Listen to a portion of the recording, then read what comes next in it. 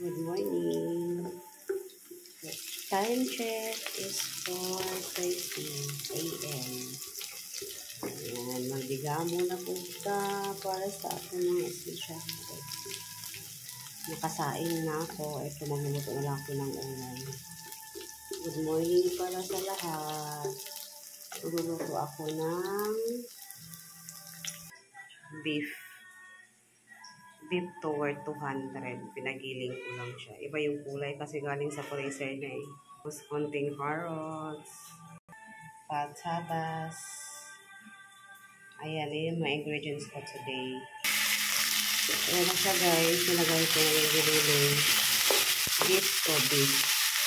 Bumili lang ako ng buo. Tapos pinagiling ko din sa kanila. Ayan, medyo marami-rami din ito. Ayan na siya guys. Ayan na siya.